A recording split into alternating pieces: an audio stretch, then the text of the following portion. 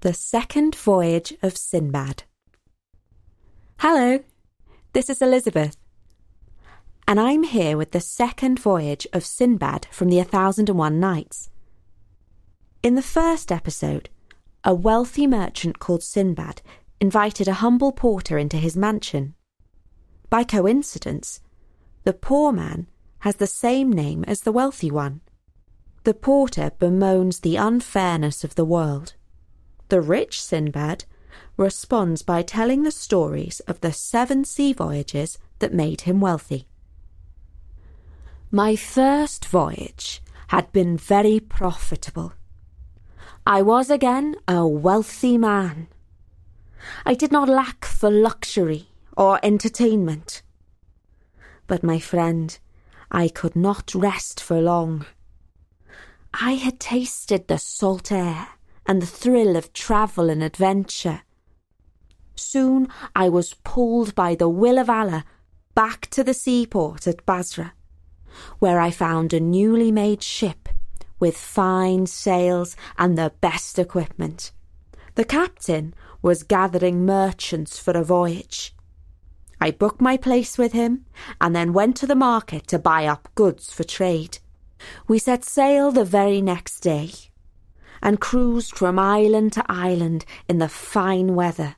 Wherever we landed, we found a crowd of merchants and clients eager to do business with us.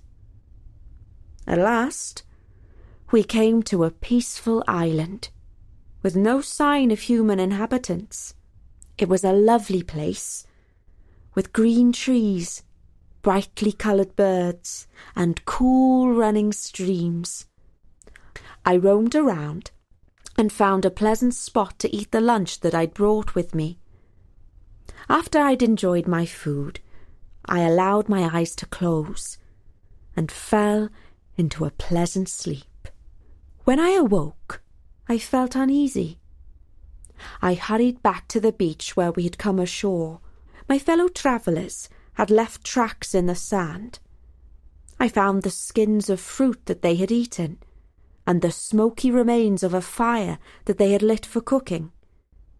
But they themselves were gone. They had left me.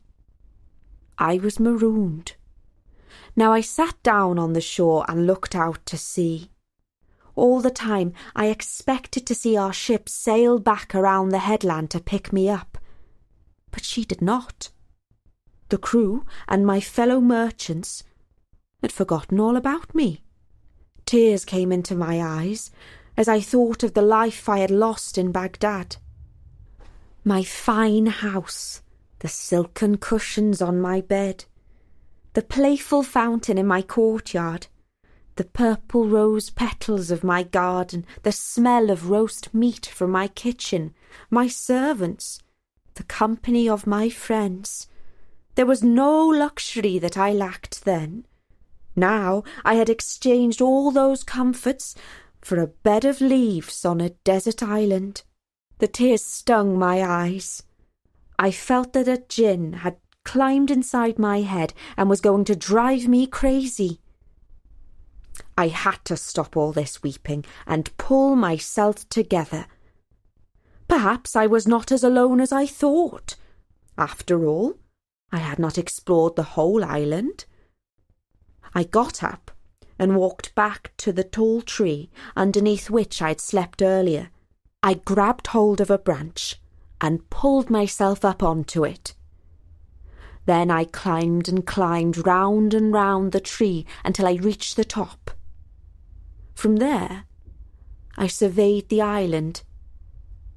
I could not see a plume of smoke or any sign of human life, but I did see some sort of strange building, a giant dome, smooth and white. This I had to examine more closely. I climbed down to the ground and walked in the direction of the dome. When I reached it, I strode all around and counted 50 paces. I ran my hands over its sides, hoping to find a secret door, but there was none that I could discover. It felt, if anything, like an eggshell. I sat down for a while and towards evening the sky turned dark. At first, I thought that perhaps a large storm cloud had blown overhead, but as I looked up, I realised that the cloud was in fact a giant bird. Its wings were flapping, and gusts of wind sent twigs and leaves flying this way and that. I ran to hide among the trees, and saw the feathered monster descend and land on the egg. While it settled there, I recalled travellers' tales of a bird, monstrous in size, called a roc. Yes, this is indeed such a creature, I thought. I was seized by a reckless impulse. I was so desperate to escape the deserted island that I was willing to try even the maddest of ideas. I crawled out of my hiding place and crept towards the brooding bird. When I reached it, I climbed up onto its giant claw and tied myself to its leg using the cloth from my turban. There, upon the bird's foot, I spent the most uncomfortable night of my life. When morning came, the bird awoke from its slumbers and began to stretch out its gigantic wings. Then it began to flap them, causing great gushes of wind. We arose high into the air. I could see the island below me and the sparkling blue sea. Off we flew, crossing the waves, until we reached a mountainous land. I could see pointed volcanoes with plumes of smoke coming out of them. Everywhere I looked were rocks and lava. Then I began to weep. Oh, that I had stayed on the island, for at least there were fruits to eat and spring water to drink in that place. I have exchanged one terrible place for a far worse one, but Allah in his wisdom must have willed it so, and it is the lot of man to submit to his fate. At least, I thought, my situation could not grow any more dreadful. But it did.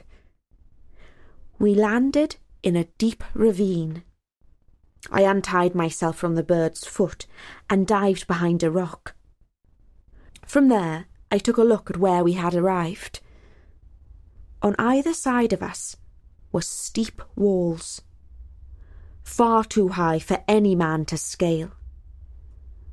And the bottom was home to death in the form of enormous serpents, each the size of a palm tree, who could have eaten an elephant in one gulp. Their monstrous heads, with razor-sharp fangs and darting forked tongues, made me shake with fear. But the ground beneath my feet held a very different wonder, one that under different circumstances would have filled me with joy. The rocks sparkled and glittered, for they were encrusted with enormous diamonds. Just one of those stones could make a man wealthy beyond his dreams. But that was back in civilization. What use were riches in this valley of death? I spent a day and a night hiding from the serpents. When darkness fell, I could see their red eyes glowing in the dark. The sight was too terrible for me, and I hid inside a cave where I piled up rocks to prevent anything slithering inside. A little later, I realised that at the other end of the cave, a giant serpent was brooding on her eggs. My flesh quaked and my hair stood on end, but I raised my eyes to heaven, gave myself up to fate, and spent all that night without sleep, sharing my refuge with a monster. At daybreak, I took down the rocks and staggered out like a drunken man, giddy with fear and hunger.